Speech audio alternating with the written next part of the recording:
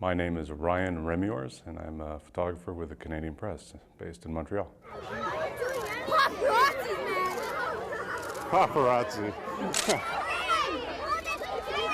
Paul Martin is at his best when he was in that schoolyard today. That was great because it was very spontaneous. It wasn't scripted. He was just kind of having a good time being himself. You know, I find when he gets into scripted events, he tends to get a little more mechanical. And this election is coming down.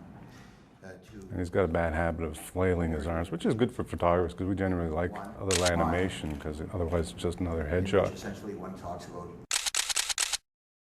My name is Jacques Boissineau. I'm based out of Quebec City. Well, I've been covering the block for the last 3 or 4 elections. It's relaxing, actually. There's no big stress because they're not waiting for anything. They know he's not going to be next prime minister. So it's more laid back as a coverage.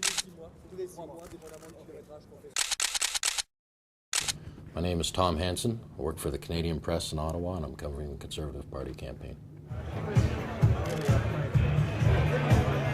I don't think Mr. Harper likes photographers as much as some other leaders. For whatever reason, you know, maybe he's just not used to it. He hasn't been around as long, so he might be just uncomfortable with it. Cameras in his face all the time. I don't think he enjoys it.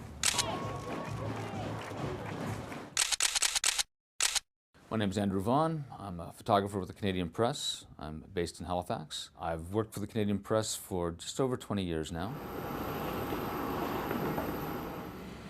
This would be my 5th NDP campaign. I honestly think that he doesn't even care if his picture's being taken. There's certainly no certainty that they're going to follow through on it.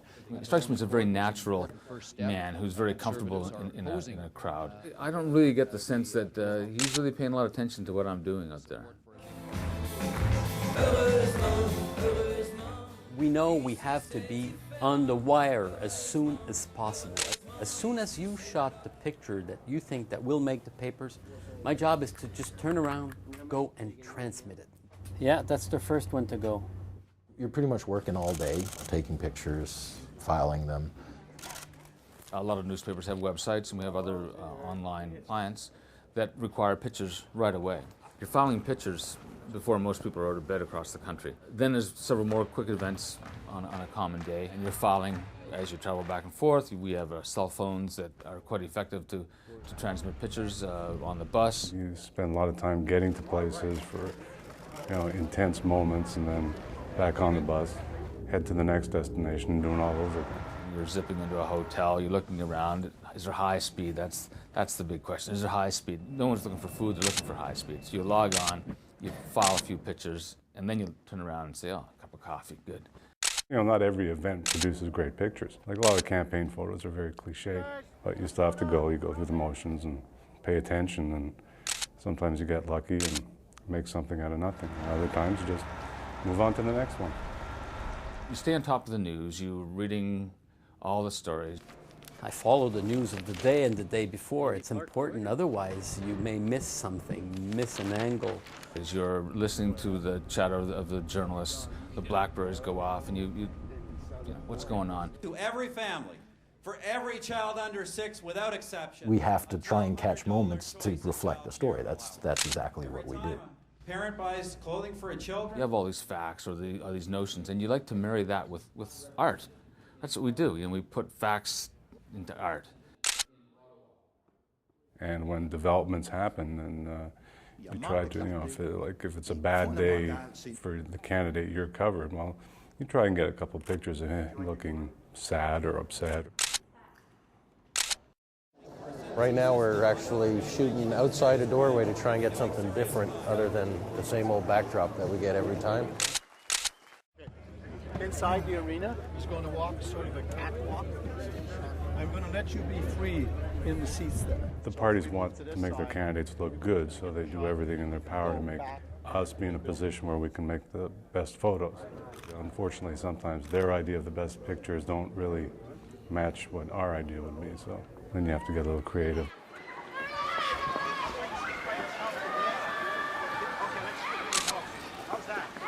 In every campaign, there is a fair amount of control exerted. How it's applied, I think, varies from campaign to campaign. They're all very controlling. I find with the two main leaders, Mr. Harper and Mr. Martin, they're very afraid of what we can do, and I think they over-exaggerate what the power that we have. A lot of times events are contrived, isn't the word, but they're set. So that kind of takes a little bit of the spontaneity out of things. They literally have, you know, a pen set up for the media here, here, and here.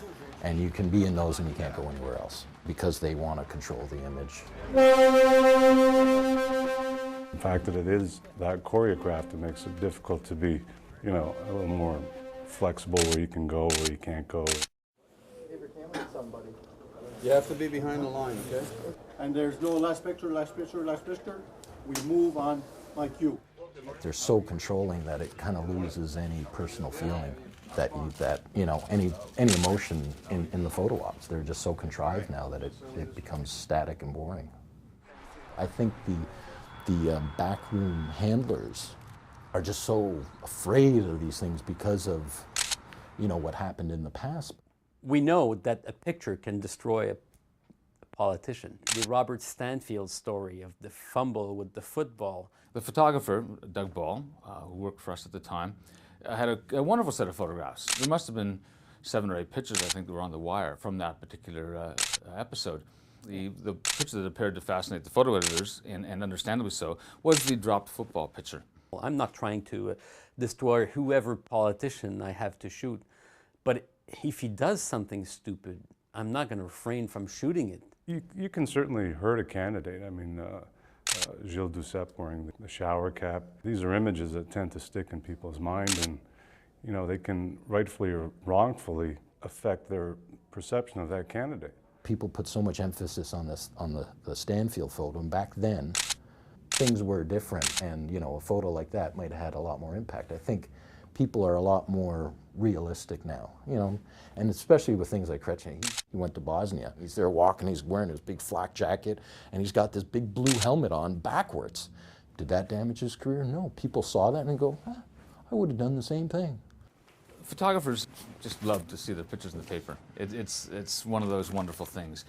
Quick check of the day's play. Got a nice 3-picture combo by Tommy Hansen on the front page. Every day is a new day. It's a competition, and you know, it's great when you have the front pages the next day. I check the papers every morning. I check the websites before going to bed. Because you want to see what got used, and if they used your pictures, if they used the competition's pictures. It's an unforgiving profession. The difference between a foot can make a great picture into an ordinary picture. If you can just take the things that are normal, the things that we take for granted, and make them a little splendid, if you can actually just kind of bring it to life, then you've done your job. So what makes a good picture anyways? Emotion, action, tragedy, comedy. Well, usually my byline.